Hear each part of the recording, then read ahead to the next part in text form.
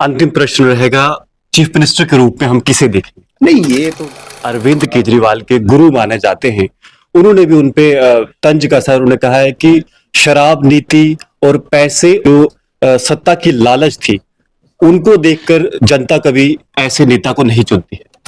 लगभग 3 दशकों बाद दिल्ली में एक बार फिर से भाजपा की घर वापसी हुई है। इसी पर बातचीत करने के लिए जम्मू कश्मीर से leader of opposition Sunil Sharma ji हमारे साथ जुड़े हैं। इनसे बातचीत करेंगे और जानेंगे कि आखिर इस जीत का कितना महत्व है। जी सुनील जी, कैसे देखते हैं इस जीत को? जीत अपने आप में दर्शाती है ये दिल्ली के अपेक्षाओं, आकांक्षाओं और विशेषकर गरीब व्यक्ति के साथ जो आज तक धोखा हुआ था, फरेब हुआ था, झूठ हुआ था, उस पे एक सफलता हुई है, उस पे एक विजय हुई है। असत्य पर सत्य की विजय हुई है, धर्म अधर्म पर धर्म की विजय हुई है, अन्याय पर न्याय की विजय हुई है।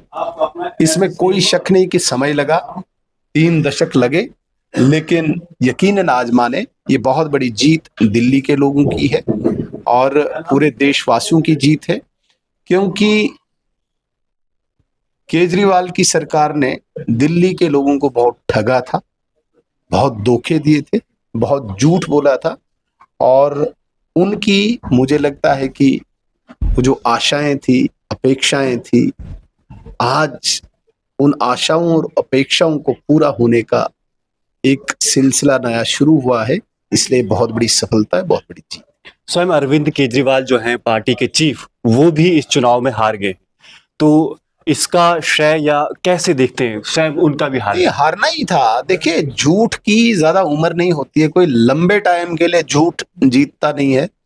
लंबे समय के लिए धोखा, फरेब, झूठ, ठग ये जीत नहीं पाते हैं। इनका एक न एक दिन तय होता है कि ये इनका नाश बिल्कुल तय होता है।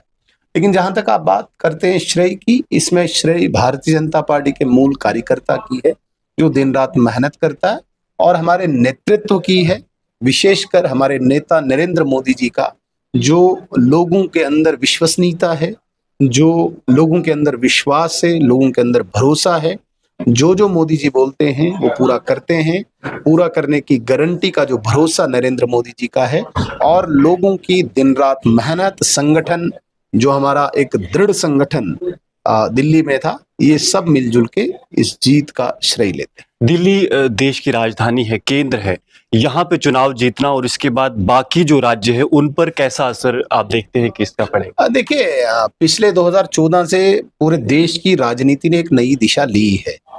कांग्रेस की गलत नीतियों से जिस प्रकार से देश बेहाल हो गया था, 2014 के बाद एक नया सूरज उगा है देश की राजनीति में, नरेंद्र मोदी जी के रूप में। और भारतीय जनता पार्टी का संगठन, जिस संगठन का ध्येय, जिस संगठन का लक्ष्य भारत को एक ग्लोबल पावर बनाना है, विश्व गुरु बनाना है, उस लक्ष्य को लेके, उस ध्येय को लेके, उस सूरज की उस रोशनी को देखते हुए भारत की जनता ने फैसला किया है कि भारतीय जनता पार्टी को सेवा का मौका देंगे, और लगातार पिछले 11 सालों से दे रहे हैं। अगर आप अन्य राज्यों की बात कर रहे हैं तो अभी अभी हाल में ही 2024 में जो चुनाव हुए, उसमें सबसे बड़ी जीत जिस प्रकार से हरियाणा की तीसरी बार लगातार भारतीय जनता पार्टी की सरकार, महाराष्ट्र में एक अभूतपूर्व जीत, और आज दिल्ली में जिसे हम लैंडस्लाइड विक्ट्री कहते हैं, ये एक मुझे लगता है कि संकेत है पूरे देश के लिए कि भारत की जनता नरेंद्र मोदी जी का नेतृत्व चाहते हैं और भारतीय जनता पार्टी की सेवा चाहते हैं। अन्ना हजारे जी जो अरविंद केजरीवाल के गुरु माने जाते हैं, उन्होंने भी उनपे तंज कसा। उन्होंने कहा है कि शराब नीति और पैसे और जो सत्ता की लालच थी, उनको देखकर जनता कभी ऐसे नेता को नहीं चुनती है। देखिए, अन्ना हजारे जी, जिसको पूरा देश आदर करता है, उन्होंने लोकपाल के नाम पे बहुत बड़ा आंदोलन 2013 में किया था, और उस आंदोलन में केजरीवाल एक प्रमुख भूमिका में थे। उस वक्त उन्होंने कभी पोल पे चढ़ के, कभी तार उतार के लोगों को भरोसा दिलाया था, लेकिन उसके पीछे की जो कहानी थी उसे समझने में लोगों को 10 साल लगा। कहीं न कहीं आज जिस प्रकार से अन्ना हज़ारे जी ने एक स्पष्ट कर दिया है कि वो बहरूपिया है, वो भारतीय जनता पार्टी शुरू से ही बोल रही थी, लेकिन हमें खुशी है कि कम से कम आज लोगों को समझ आ गया, विशेषकर दिल्ली के लोगों ने उसे अपनी जगह पहुँचा दिया। भारतीय जनता पार्टी सेवा करेगी। दिल्ली को जो देश की राजधानी है, जहाँ पर पूरे देश का आना-जाना है, एक सुसज्जित दिल्ली, सुरक्षित दिल्ली बनाएँगे। इस लक्ष्य को लेके मुझे लगता है कि भारतीय जनता पार्टी काम करेगी और अन्ना हज़ारे जी जैसे व्यक्ति को, जिस व्यक्ति ने धोखा दिया था, आज उसे खुद लोगों ने सबक सिखाया। अंतिम प्रश्न रहेगा, चीफ मिनिस्टर के रूप में हम किसे देखेंगे? नहीं, ये तो मेरा कोई काम ही नहीं है। देखिए, मैं एक छोटा व्यक्ति हूँ, जम्मू कश्मीर का एक साधारण सा व्यक्ति। हमारा एक सिस्टम है, हम एक अनुशासित पार्टी में रहते हैं, हमारा पार्लियामेंट्री बोर्ड होता है और ये तो मुझे लगता है दिल्ली के ये नेता को भी नहीं पता होगा। हम इस प्रकार से नहीं है कि किसी परिवार से पार्टी चलती है।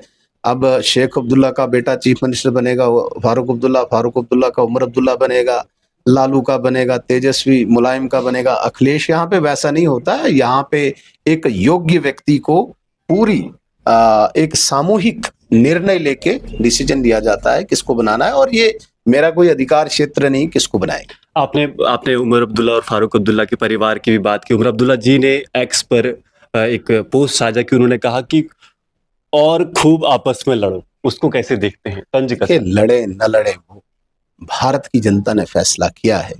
जिस प्रकार से एक दिशा पे भारत की राजनीति चली है, मैं बार बार कह रहा हूँ, नरेंद्र मोदी के नेतृत्व में जिस प्रकार से भारत प्रगति के पथ पे है, कोई लड़े न लड़े, भारतीय जनता पार्टी को लोग पसंद करते हैं। अनेक राज्यों में आपने देखा होगा भारतीय जनता पार्टी जीतती है, और कारण यही है, एक स्पष्ट और सही दिशा, सही नीति भारतीय जनता पार्टी के पास है। संगठन की ताकत है, नेतृत्व का मार्गदर्शन है, और इन सारी चीजों को मिलकर भारतीय जनता पार्टी जीत रही है। दिल्ली की जनता को कैसे धन्यवाद करेंगे? मैंने पहले ही कर दिया। दिल्ली की जनता को धन्यवाद, जिन्होंने इस बार भारतीय जनता पार्टी को सेवा का मौका दिया। एक बार पुनः आपके माध्यम से भी मैं दिल्ली की जनता का धन्यवाद करता हूं। जी, धन्यवाद। तो ये थे leader of opposition Sunil Sharma ji, जिनसे हमने खास बातचीत की। दिल्ली में भाजपा की लंबे समय के बाद जीत की। आप जुड़ रहे हैं जगह दर्शन के साथ। मैं हूं विक्रम सिंह ठाकुर। धन्यवाद।